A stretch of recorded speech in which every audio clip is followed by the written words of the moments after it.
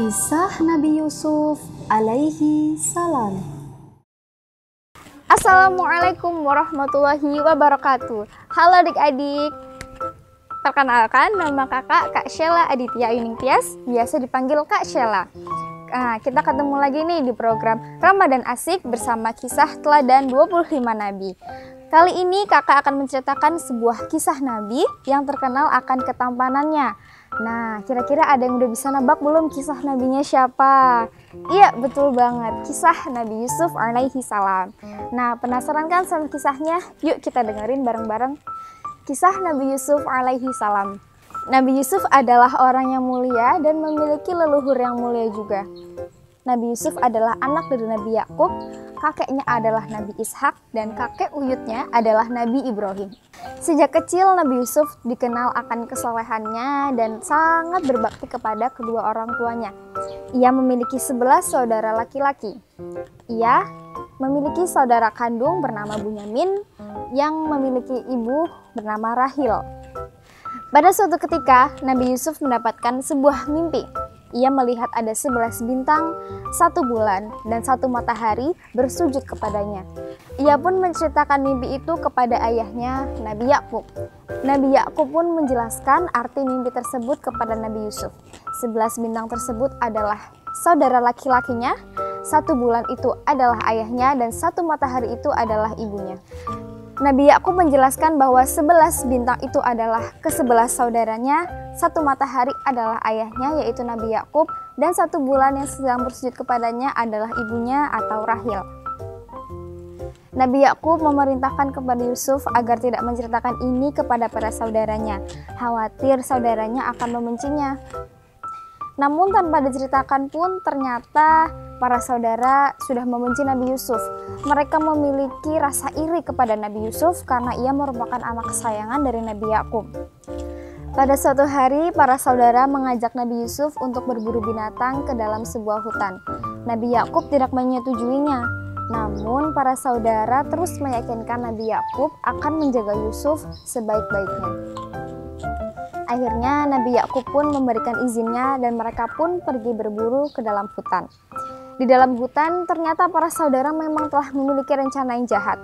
Mereka mendorong Nabi Yusuf hingga masuk ke sumur dan meninggalkannya. Lalu mereka membawa robekan kain Nabi Yusuf yang dilumuri darah hewan buruan dan mengatakan kepada Nabi Yakub bahwa Nabi Yusuf telah meninggal karena diserang oleh serigala. Allah pun memberikan pertolongan kepada Nabi Yusuf. Allah mendatangkan seorang khalifah yang menemukan Nabi Yusuf di dalam sumur. Lalu khalifah tersebut menjualnya lagi kepada khalifah di Mesir. Karena ketampanannya dan kecerdasannya, Nabi Yusuf pun diangkat menjadi anak dari Wazir Agung.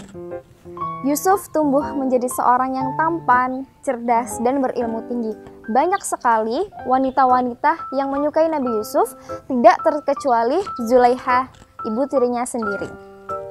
Pada suatu hari Zulaiha menggoda Nabi Yusuf, namun karena keteguhan hatinya dan keimanan hatinya, Nabi Yusuf pun berhasil keluar dari godaan tersebut. Namun Zulaiha memfitnah Nabi Yusuf bahwa Nabi Yusuflah yang telah menggodanya. Karena hal itu raja pun memenjarakan Nabi Yusuf di dalam sel penjara. Nah, di sana Nabi Yusuf bertemu dengan 2 orang budak. Nah, salah satu dari budak itu yang nantinya yang akan menyelamatkan Nabi Yusuf dari penjara. Singkat cerita, pada suatu hari Raja Mesir mendapatkan sebuah mimpi. Ia bermimpi bahwa ada 7 sapi kurus yang memakan 7 sapi gemuk, kemudian ada 7 gandum yang berwarna hijau dan 7 gandum yang berwarna coklat atau kering. Para ahli tafsir mimpi didatangkan ke kerajaan, namun tidak ada yang bisa menakwilkan mimpi tersebut. Kemudian salah seorang budak memberitahukan kepada raja bahwa ia harus menemui Yusuf di dalam penjara. Rupanya budak tersebut adalah budak yang dulunya satu penjara dengan Nabi Yusuf. Nabi Yusuf pun menafsirkan mimpi tersebut. Ia mengatakan bahwa akan datang masa kesuburan, kemudian akan disusul dengan masa kekeringan. Di masa kesuburan itu, masyarakat harus menanam gandum sebanyak-banyaknya sebagai pasokan, dan di masa kering nanti akan kesulitan mendapatkan makanan sehingga makanan habis. Oleh karena itu, raja memerintahkan Nabi Yusuf untuk mengatur persediaan makanan selama masa kekeringan. Masa kekeringan pun benar-benar terjadi sesuai dengan perkataan Nabi Yusuf. Banyak negara yang datang ke Mesir untuk meminta bahan makanan, tak terkecuali negara di mana para saudaranya berasal. Nabi Yusuf pun kaget karena para saudara telah melupakan Nabi Yusuf. Nabi Yusuf pun meminta kepada para saudara agar membawa Bunyamin ke Mesir, kalau tidak, ia tidak akan memberikan bantuan. Meskipun terdengar aneh, namun para saudara tetap kembali ke rumah, kemudian membawa Bunyamin ke Mesir. Setelah itu, mereka hendak pulang. Namun, Nabi Yusuf merasa sedih karena harus berpisah dengan Bunyamin. Nabi Yusuf pun mencari cara bagaimana agar Bunyamin tetap di Mesir. Nah, muncullah sebuah ide. Nabi Yusuf memasukkan salah satu piala emas kerajaan ke dalam karung Bunyamin. Kemudian ia melaporkan bahwa telah ada pencurian atau kehilangan piala.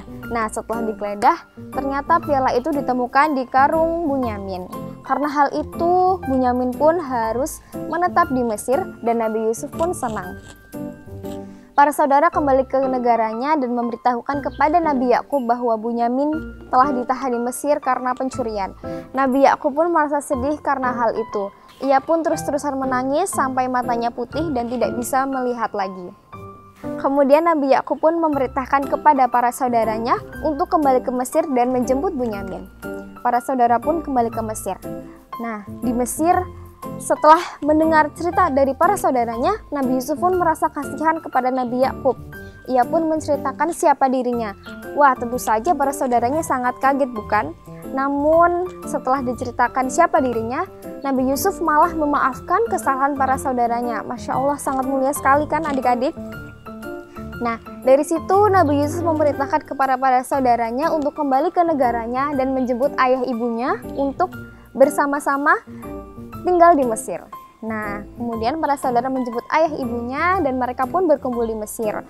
Karena kegigihan Nabi Yusuf dan kepandaiannya, Nabi Yusuf pun menjadi raja di Mesir dan mereka pun hidup bahagia bersama selamanya. Wah, Masya Allah sekali ya kisahnya.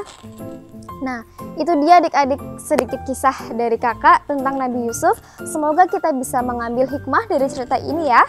Oke, tetap semangat puasanya adik-adik. Kakak mohon undur diri. Wassalamualaikum warahmatullahi wabarakatuh.